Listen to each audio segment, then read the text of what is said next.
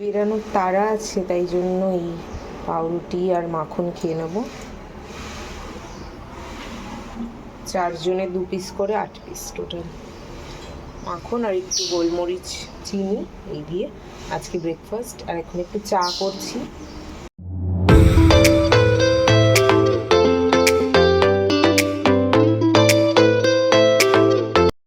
শাড়িটা পরে নিয়েছি, এখন সাজবো। ঘড়িতে 10:05 বাজে, 10টায় বেরাবো ভেবেছিলাম, 5 মিনিট লেট হয়ে গেল। আর আমরা সবাই রেডি, ওরা বেরিয়ে গেছে, আমি এখন বেরাবো। শাড়ি পরলাম আজকে, বিছানা টিছানা কিছু গোছাতে পারিনি। তো চলো এখন বেরিয়ে পড়ি। তো তোমাদের তো বলাই হয়নি আমি কোথায় যাব বলে রেডি হচ্ছি, আর এখন তো বেরিয়েও পড়েছি। আজকে যাচ্ছি মামা শ্বশুরের বাড়িতে। মামার ছেলের হচ্ছে বার্থডে ছিল বুধবার দিন, কিন্তু বার্থডেটা সেদিন সেলিব্রেট করা হয়নি, কারণ উইকেন্ড না হলে তো কারোর সময় হয় না যাওয়ার।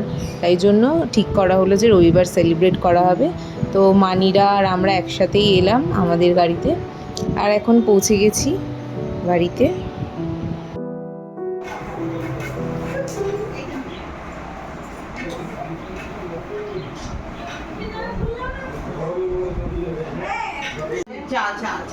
চাতে প্রচুর এনার্জি আছে, চা খেতে হয়। চা বিতরণী অনুষ্ঠান। আমি সকালে কাজ আমি এগোতেই পারি না, আমি সকালবেলা আমার চা লাগে। অনেক কাজে নাম। এই দেখবে কিন্তু ওই চা আমি নিয়েছো প্লেটটা দেখবে।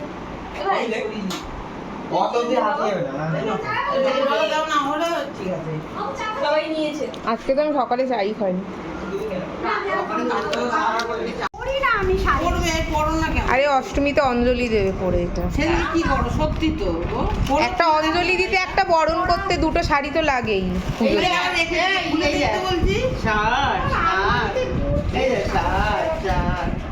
এটা একটু অন্য ধরনের। এটা কি জানো, কি জানো শাড়িটার নাম, কি সিল্ক যেন। না না, এগুলো এবার বেরিয়েছে। না না, এটা জানি না, তবে কিছু একটা সিল্ক বলে। আমি অত শাড়ি চিনি না। তানিয়াকে জিজ্ঞেস করলে। আমি অত শাড়ি ঠিক আছে, আমরা একটা বলবো সিল্কের শাড়ি ব্যাস। না, অনেক রকমের সিল্ক আছে, সিল্কে বললে তো শাড়ি ব্যাস আমি জানি না। পড়া নিয়ে কথা। ভালো পিপলে কত পিপলে হয়েছে। ব্লাউজ তো আর এখন বানাতে পারবে না, পরে বললাম যেখানে কি ব্লাউজ বানাবে এই লাল দিয়ে পরে নেবে। অর্ডার করে দিয়েছে। এই যাস না, ওটা আঁচল আঁচল, খুলো না, ছেড়ে দাও, ভাজ করা যাবে। এটা কার কাকাইকে দিয়ে দি। এই দে বাবু, কাকাইকে দিয়ে দি। ওরকম খুলছো আর ভাজ হবে। যাই হোক, সুন্দর পাটটা তো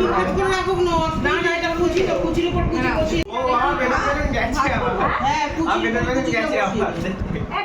কাকাইয়ের তো। হাজের কি আছে? না এটা আমার এসে গেল আবার। এটা আমার অষ্টমীর দিন আমার তো তুমি পড়বে তা লাল ব্লাউজ দিয়ে চাইছে, তুমি দেবে কাকাইকে? এই তো কাকের খাতা নেই বলে দাও। নেই বলো, নেই বলো। কি তোমার পছন্দ হয়েছে শাড়িটা? নেই বলো। দেখো কিছু হয় না,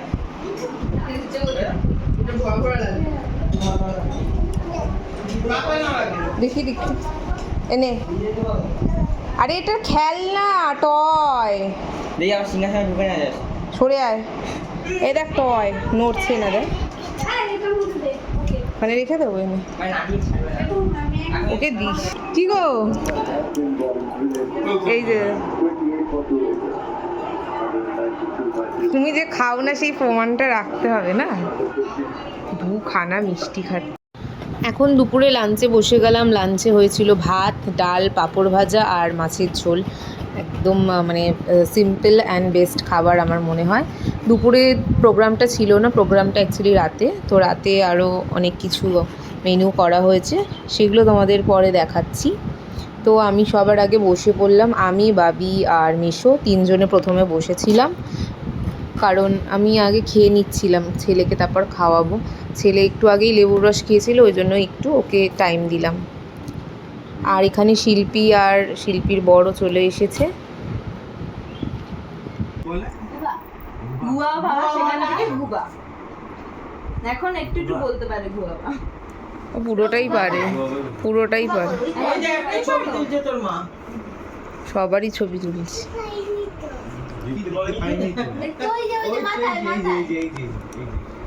ওই উপরে উপরে উপরে উপরে। লাঞ্চ টাঞ্চ করে একটু 10-15 মিনিটে একটু চোখে ঘুম চলে এসেছিল, একটু শুয়ে নিলাম। শুয়ে তারপর উঠে এখন একটু ছাদে এসেছি। কেউই আসেনি, আমি একাই এলাম একটু আশপাশটা দেখবো বলে। যা প্রচণ্ড গরম পড়েছিল না, মানে আমাদের যেতেও যেরকম কষ্ট হয়েছে, আর সারাদিন প্রচণ্ড রোদের তাপ ছিল। সবাই তো একটা ঘরে এসি চালিয়েই বসেছিল। যা এখান দিয়ে সাইড দিয়ে যা।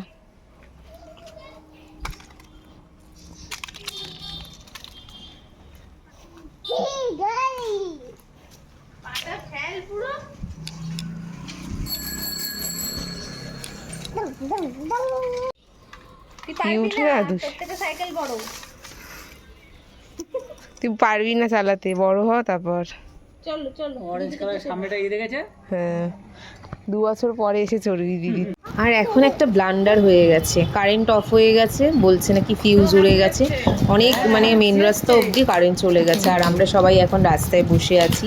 এই গরমে কারেন্ট চলে গেলে মানে কতটা খারাপ অবস্থা হয় সেটা আশা করি বুঝতেই পারছো। কিন্তু আমরা রাস্তায় বসেছিলাম, সেখানে কিন্তু বেশ মজা হচ্ছিল। তার কিছুক্ষণ বাদে আবার চলেও এসেছে।